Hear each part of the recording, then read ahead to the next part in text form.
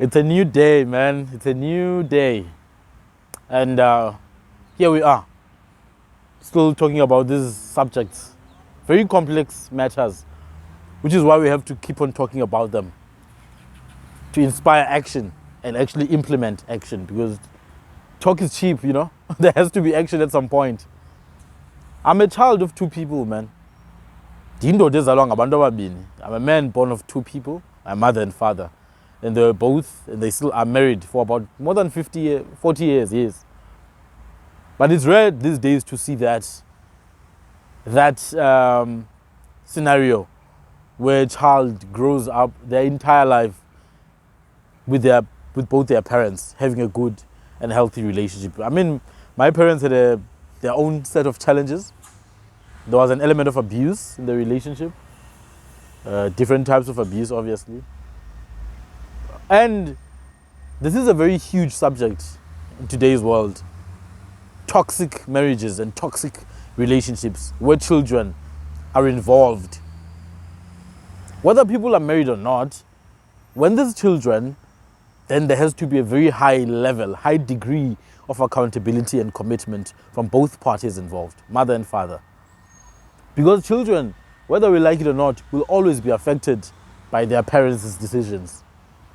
Be it financial decisions or any other decisions that they make in their lives, they will always, one way or another, affect their children. You see, man, I want to talk about the issue of divorce. I haven't read on what the latest statistics say in South Africa, but I do know that about 60% of marriages end up in divorce, and particularly in America, USA, 70% of those divorces are initiated by the women. For obviously various reasons. That's not the point today.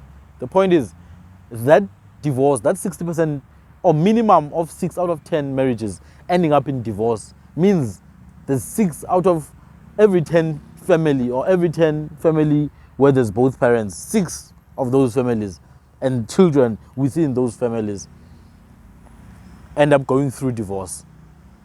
And they didn't choose to, you know. And this affects children very, very negatively. Children who grew up in these toxic environments tend to have various challenges. There's this one of abuse, where a child grows in an abusive home, and they tend to channel that energy or project that energy in their adult life, or even in their, upbringing. At school, you see a child who lacks focus, who's unable to perform. Many times it's like that. Unable to perform at school, they don't have much confidence, they have a very downcast demeanor. Or other kids, but I think this is the rare case, the outliers, they'll take that and use it to propel them and compensate for what they don't have at home. So when they don't have a good family structure, their parents have this toxic relationship, then the kid will take that and use it to propel themselves to succeed. So the child usually ends up being a repetition of history or the complete opposite. So the child will completely detest marriage, completely detest anything that has to do with commitment, because they saw what happened to their parents and they saw what their parents went through. Or this child will be deeply obsessed with marriage. I've seen both cases, and I think it's very dangerous. It's very dangerous, but it's what children do to shield themselves from what they perceive as pain and danger. So this child will sort of like develop this psyche where they get obsessed with marriage and good marriage, to such a point that they will continually seek marriage. And they tend to be very careless and naive in that pursuit of theirs. I've seen it even with women who came from not so pleasant, family setups where their parents didn't have the best marriages. And these women would go around pursuing their ideal, pursuing this idea of a good home environment, this idea of marriage. Nothing wrong with that. But then when you now do it in a naive manner, then you end up putting yourself in danger. And that's what we see with these women who end up in abusive relationships themselves. having never thought they would ever end up in those situations. They end up in those abusive relationships. And their deep conviction, deeply buried in their subconscious mind, tells them not to give up. They don't necessarily see it as choosing themselves when they leave that relationship, but rather as a form of giving up. And because they've programmed themselves to go against that idea of giving up on marriage, which they saw in their parents, and realized that it's dangerous, it's unhealthy, it's painful. So they'll continuously pursue this ideal, even in environments that are not good for them.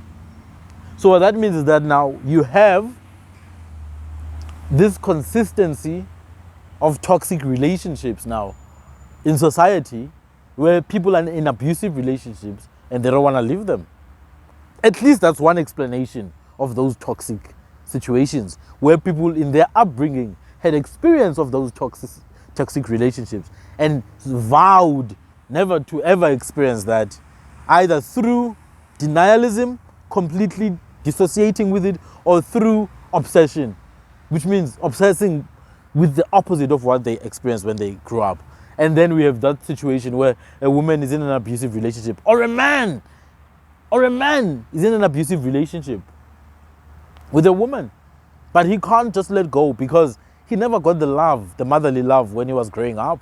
He never had that motherly connection when he was growing up.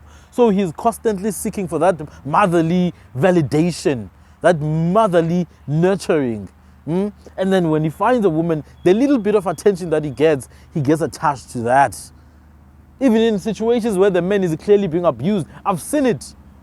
I've seen it with my both my eyes, where men are abused, but then they still choose to stay. Where women are abused and they choose to stay because they've convinced themselves that you can't let go of this because of what they experienced growing up. So that's one extreme. It's very common though. The other extreme is people completely refusing to commit. They're called players. Some of them are called bad boys. I'm not going to delve into what those are. Obviously, it's another sphere. And then when you dig deep into why this person is behaving this way, why this lady is behaving this way, they seem to sabotage any genuine relationship that they have in their lives. When you dig deep and investigate why they behave in this manner, you start to realize that it's actually a traumatic experience that they constantly replay. And in a way to actually proof themselves of that, in a way to shield themselves from that, they end up sabotaging the good things they have in life. You've seen it in people who grew up very poor and suddenly they get a break, they get a good job, good paying job, good environment, they get a good deal, very talented guy, good musician, artist, and then they sabotage it. The very minute they land a good opportunity, they sabotage it. Because in their subconscious mind, there's this cognitive dissonance that they just can't accept that this is their reality. They've been so adapted to the previous, the familiar past. It's that whole thing of a leopard or a cheetah can't change its spots. What this means is that you can't just Thanos snap your traumas. You have to go through a process of detoxification. So those are the extremes that you see. And what this does, the child's entire life is ruined. This child will either become a bully at school. That's how some kids overcompensate for a lack in their home environment. They become bullies at school, man, because they have no source of validation in their home. They have no source, they don't feel enough. So they'll go around bullying other children at school. Or they'll see themselves as lowly. They'll see themselves as less.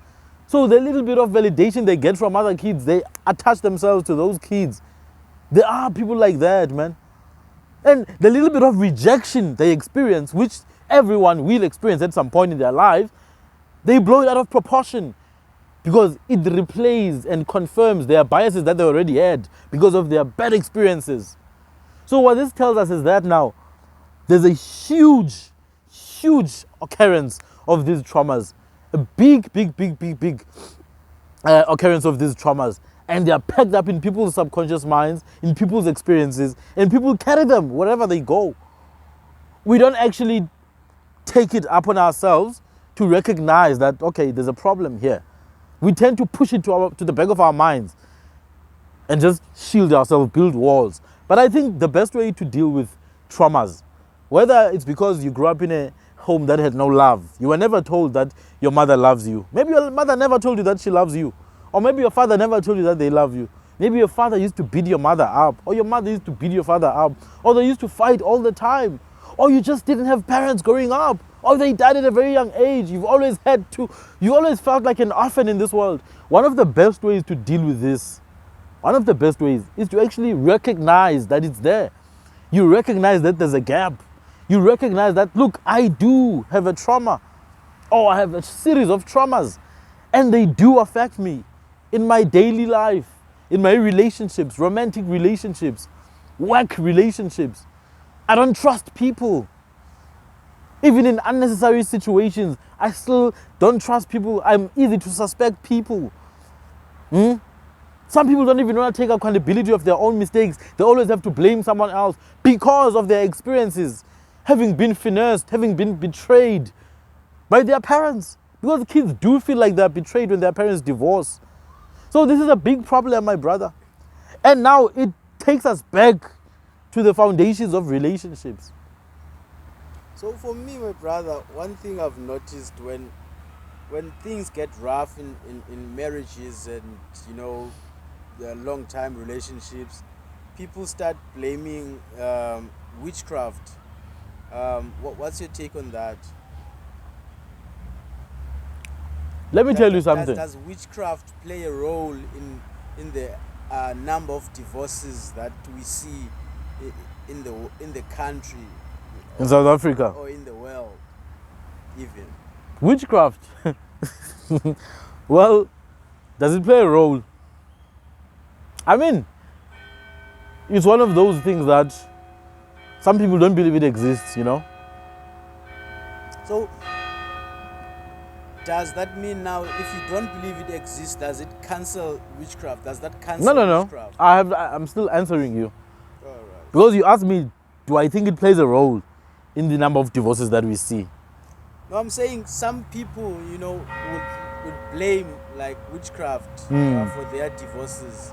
Let me tell you something, man. Whether witchcraft exists or not is irrelevant. I am completely against anyone taking their power and giving it an external force. That's the gist of everything that I say. Witchcraft, incantations, potions are as old as time itself. It's a type of science, if you'd say. You see, when you add... Are you saying science is witchcraft? No. I said witchcraft is a type of... What people call witchcraft is really just a mixing of different herbs and roots, incantations. When you study it deeply, you realize that it has psychological elements. It has electromagnetic elements to it. So that debate is out of the window. But my problem is not witchcraft itself or any other thing that influences people's decisions. Because sometimes it's not necessarily witchcraft in the sense of someone using muti or a potion. Sometimes it's the influence of people's friends. You see, their friends are like, no, leave this guy or leave this lady. But anyone, wait. Would you regard that as witchcraft? Like someone advising you to do something that will affect you in a bad way? It is definitely deception. It is something that's against you. So yes, some people do say that witchcraft, in actual fact, it starts there at the heart with jealousy. People who are driven by jealousy are the greatest witches, you see. But I don't want to get into that, honestly, man. I don't want to get into that because it will deviate me from the point. No. We can talk about it in another scenario. It will deviate me from... The point is, you can't blame witchcraft for your choices. Do you see what I mean? It may be there. There may be things like isichito, which is potions that people use to separate people. There may be things like whatever, hatred, whatever people do. But you can't blame that for your final decision to leave this individual. You can't even blame their family if their family is against the marriage. But they are the ones who choose finally. The ultimate choice is up to the two people who are together. So you can't blame anything other than yourself. Yes, you may attribute a particular amount of influence to external factors, but then ultimately, the final decision lies with you. So it's the two people, whoever initiates the divorce, whoever accepts that, okay, this is the end, then it's their choice.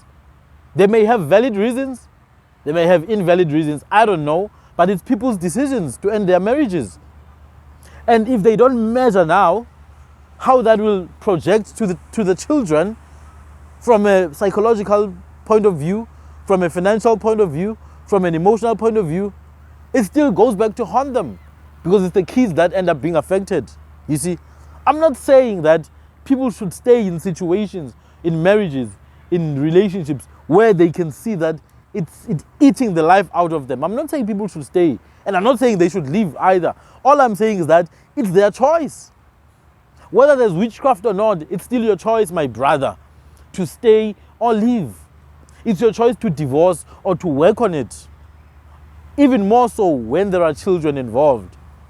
And even after divorce, man, this is still your choice to devise a plan on how you will create a conducive environment for children to experience their parents, to experience their mother, to experience their father, and to experience a wholesome upbringing.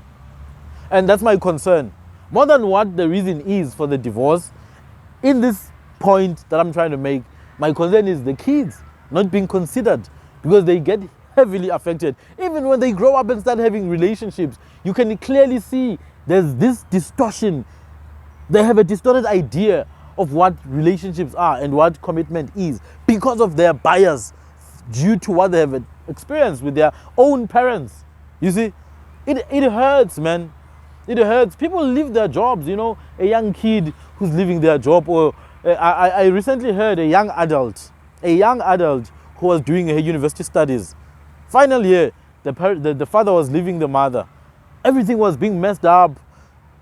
She ended up leaving the degree she was studying to go back home to be with her mother, because the mother's sick now, to finish her studies. Look at how big that impact is.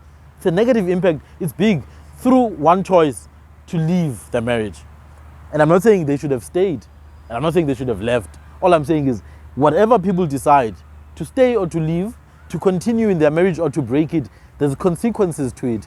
And when it affects children, then there has to be measures in place.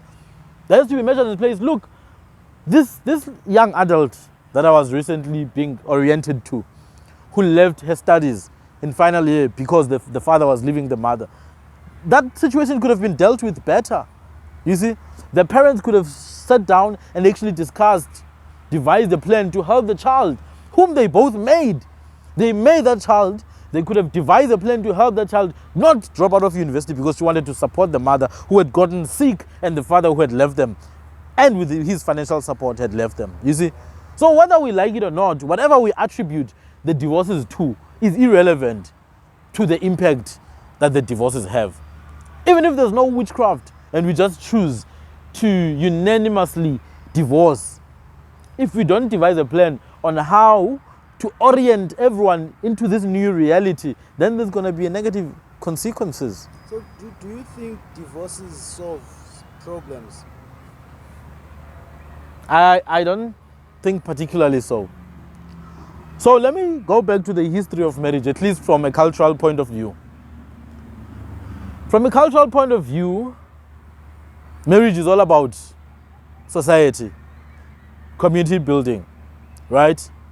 That is why in our culture, traditionally, the male, like a male lion, will have multiple wives, as long as he can take care of them and their children. And those multiple wives come from different clans and families, right? And through the marriage, those clans are now related to this family. Izibali, which means the in-laws. And through their relations, they have to have peace now amongst each other, which means they are forced to be in a peaceful society. Even warring kingdoms, warring city-states, when the daughter of this king marries the son or the prince of that other kingdom, those two kingdoms, they have no other option but to be at peace with each other, resulting in a peaceful civilization. So the core of marriage is nation building. I said this previously. The core of that commitment, that public declaration of commitment, is nation building. And at the core of nation building is copulation and reproduction of children. So children are literally a surety for the survival of humanity. Without children, humans are doomed. So marriage is the vehicle through which society is guaranteed continuity. Do you understand what I mean? Continuity is guaranteed through commitment, copulation, reproduction, and devising a conducive environment for the children to grow in, whilst orienting them to society at large. You teach the children at home how to socialize. You teach them how to exist. You teach them how to express themselves. That's orientation to the whole idea of society. When they get out of the house, then they're able to socialize because they had been already oriented in a conducive environment. That's why our ancestors had multiple wives. Because if that wife dies, the other wives will take care of those children as theirs. So are you saying now some of the issues that we are facing, the reason is because there isn't much involvement of the society within the marriage? Let me answer your other question. You asked if divorce solves problems. I didn't say divorce solves problems or not, but I told you the problem that marriage was solving. You see, it was solving that question of continuity and socialization and orientation. Continuity is our biggest concern here. Otherwise, then we will go extinct. So that's what marriage was solving. Continuity in a public setting. That's what marriage was solving. Now, we used to have a currency, cattle, and you take your cattle to the other family.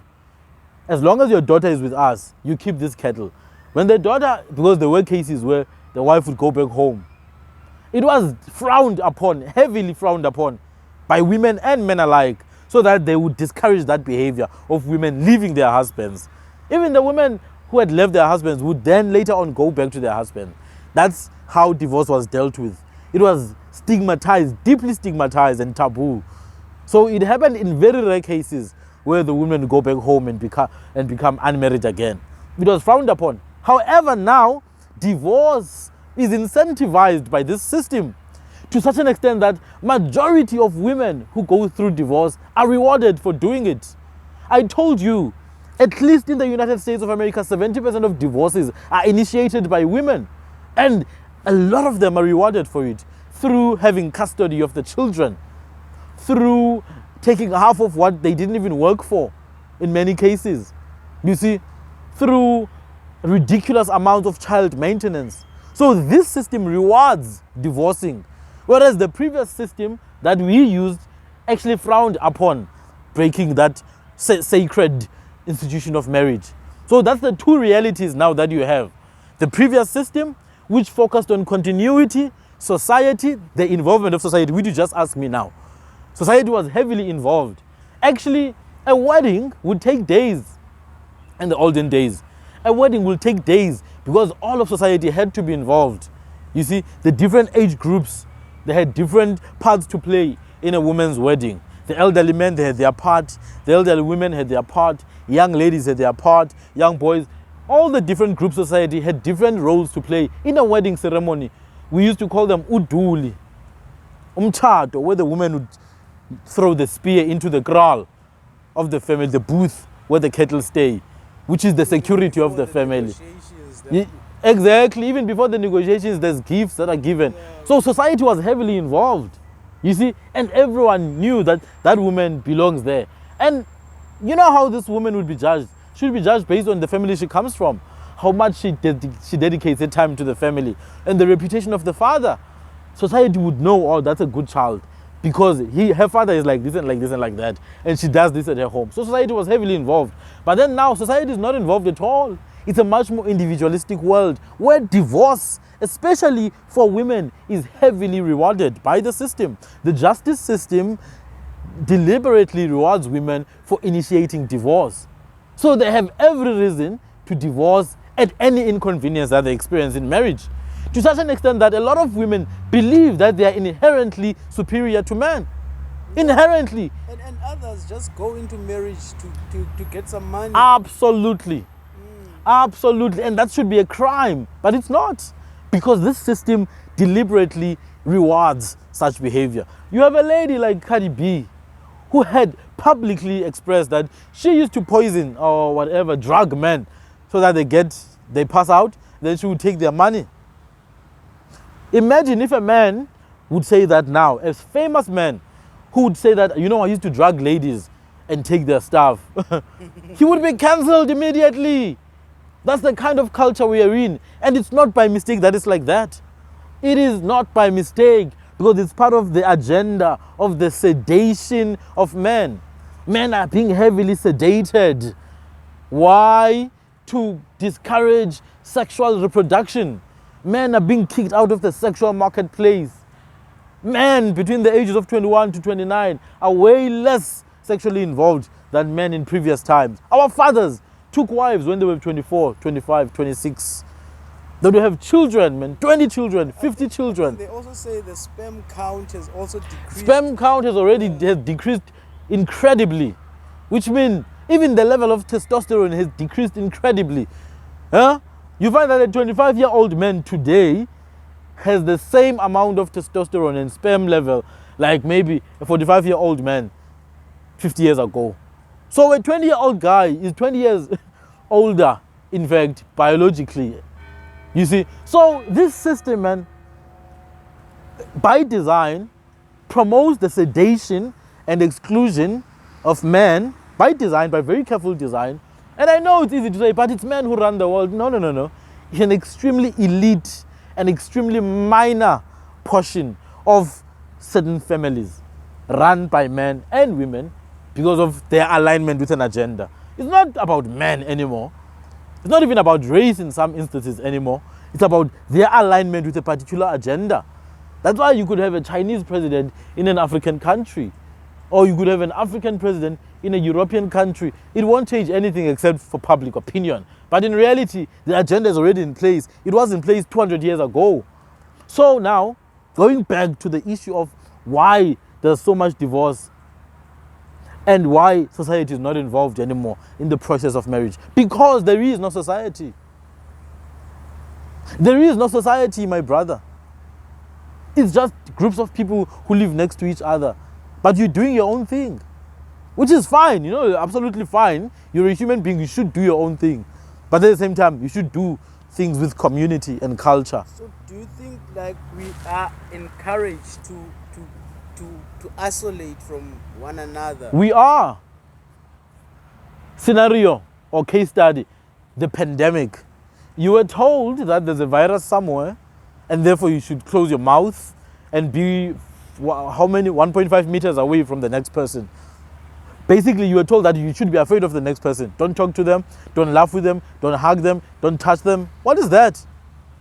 That is a core element of human society. Communication, touching, feeling, eye contact. They told you. Facial expression. They told you, close your mouth, shut up. Don't talk to the next person. So yes, we are definitely encouraged or even coerced to isolate ourselves. Yes. So, do you think social media also plays a role in that? Oh, my brother. In isolating people, because I think most people now spend most time on their cell phones. Yeah. So watching videos and as I said, what else? In reality, there is no society because there's no people don't really socialize. Yes, in some instances people socialize there and there, right? Way less than they used to back in the day. A lot of the times when people interact on social media, they're just debating. They don't even greet today, bro. Yeah, they don't greet. People feel offended if you greet them. What people do on social media, they fight actually, mocking each other. Now, what social media does for humanity as a whole, it definitely promotes isolation. There's things like Netflix, video games, where you can just switch off and zoom into your own world where you are the hero. There's a metaverse as well. You have the metaverse. You see, your virtual reality. You see all those things. They promote this individualistic approach. But also for men specifically, man, and for women, this is what it does. Women have an unlimited amount of access to unlimited attention, which is something that women deeply want. Attention. Yeah. Women deeply want, it's deep in their psyche, they want attention. That's why a lady would tell you, if you give me attention, that's my love language. That's true. Men want sex. That's why if you go to social media, you go to these porn sites, you see a lot of young men there. They have unlimited amount of access to unlimited sex in 4K and high definition. Not even 240 pixels, HD and 4K. So these two poisons, which are highly triggering to dopamine, are accessible to both men and women. So men have a very high amount of attention on their inbox from men who obviously won't get anything from those ladies most of the time, but then they keep on validating them. They keep on, that's why these ladies have this inflated amount of ego and self-worth and think they're inherently better than you, when objectively, when you look at facts, she has absolutely achieved nothing in her life, but purely because of the amount of validation she gets for absolutely existing, she feels that high. Whereas young men are heavily sedated through pornography and unlimited access to unlimited sex, unlimited access to video games where they can just be heroes and not achieve anything in their real life. So you have men now being cut off from society. They're not even encouraged, they're not even incentivized to go out there and pursue relationships with females. They don't even want to win females anymore. Men, even courtship doesn't exist. People don't even court or tell, oh, I like you. They just ask for your Instagram handle. If you don't give them, they'll go to the next person. Or they don't even have to talk to you. They can just go to Pornhub and access whatever they wanted. Or OnlyFans or any other platform. Same thing with women. You see, a lot of women nowadays, they have absolutely unlimited amounts of access to unlimited attention. So you don't give her the attention she wants, she'll quickly go to the next guy. Not because she doesn't want you, she does want you, but you're not giving her what she wants at this moment, she'll go to the next guy. That's why there's so much infidelity, so much casual sex. So do you think there's war on males? Both males and females, absolutely. Does the system favor females more than males? There's absolutely. If it favors anyone at all. So it may be purported as if they favor females, right? But then remember, the people who are at the helm of this are very perverted individuals who play games. I told you there's a huge amount of sedation of young men with pornography, video games, metaverse and all that. So as to cut off young men from the sexual marketplace. When you cut off young men from the sexual marketplace, you cut off young men from the sense of the drive they have to be, protectors and providers. Young men don't have that drive anymore. You push women to go to university. You push women to have more privileges and rights. So there's more females who are hyper achievers, high achievers. But what that does now, because females are hypergamous, they don't want to date a less male. They don't want to mate with a less male. So there's more females achieving higher status in life, which means there's more females not being able to mate now, because they don't date up. They don't date downwards, they date upwards. Whereas males, when more males succeed, then they date downwards. They look for females from the ground. Do you understand what I mean? Males don't go for females who are higher than them, but rather females who are lower than them. Whereas females don't go for males who are lower than them. Even in age. Exactly, even in age. Whereas females don't want men less than them, they want men more. So when you push, or when females start to achieve more, they tend to struggle in relationships, right? They struggle in the sexual marketplace. When men achieve less, they're excluded from the sexual marketplace. And that's exactly what's happening. Less males involved in the sexual marketplace, less males involved in reproduction, less children being born, especially in the Western world. So what that does is that society is ending. The population, especially in the Western world, is dwindling. What that does, it means there's going to be less people. There's going to be less connection. There's going to be less sense of community, less sense of society, less sense of belonging, less sense of motivation, and more proclivity to acquiesce and relinquish any sense of authority over your life You'll be easily controlled, man. That's what I was going to say. Yeah. It's like the people who are in power will Yeah. easily control Absolutely. people because we are fewer in number. Yes. So you see, the whole idea of marriage is not about you and your wife. Oh, she's beautiful and all that. It's much deeper, man. It's a function of existence. We can continue with it some other time, So- though. Can you No, you can ask a question. can you just wrap it up by connecting marriage to the concept the Most High has? Oh about yes. marriage Oh in yeah. the So, Bible, you see? so the idea of marriage, né? There's a verse I think in Joel. I'm not sure. There's gonna come a time where you no longer call me my Lord or my Master, but you'll call me my husband. I think it says that, right? You no longer call me Lord or Master, but you'll call me husband. Because remember, the whole idea of marriage, from the perspective of the biblical Paleo-Hebrew idea, is commitment. It's a vow. That's why when Abraham made that vow in the desert, it stayed with him forever. Even when he died, the vow still lives on. Because it says, your descendants have to serve me. And there's blessings, But yeah. there is a way to divorce that is mentioned, which is when one of them does idolatry or one Yes. of them dies. So, yes, so what is idolatry? When you go and sleep with another while you are married with another. That's idolatry. That's idolatry. It's infidelity. So you are serving this creator of yours, but then you have Baal Hadad on the side, or Baal Zephon. The Most High saw that as some kind of immorality. It is an immorality. Same thing with married couples. When you're married, you have to purify and dedicate and sanctify, set yourself apart for that particular individual. You are holy unto them. Do you understand? Well, that's what holiness is. You are dedicated to this particular individual. The moment you defile yourself by sleeping with another, then you're already unclean. And the Most High says, okay, then I understand, you can divorce. But then when the person dies, now remember, the whole concept of human existence is continuity.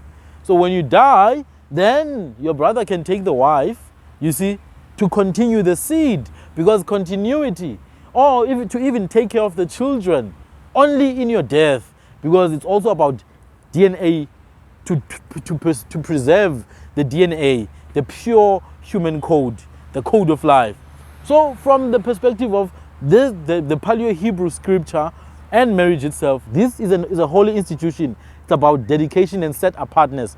Women dedicating themselves to one man, because the man carries the DNA, carries the genetic information that decides the sex. Without males, there's no human continuity. Or let me rather say, without the male sexual genome, the male sperm, there's no continuity. You could have 1 million women. You can't continue. And one man can give birth with all those 1 million women. But you can have 1 million men and one woman. It's impossible. Only one man can make a child there. You see? Because it is the man who carries the seed. Without the seed, there's no fruit. So it's connected in its holiness. Marriage is holy. Thanks, man.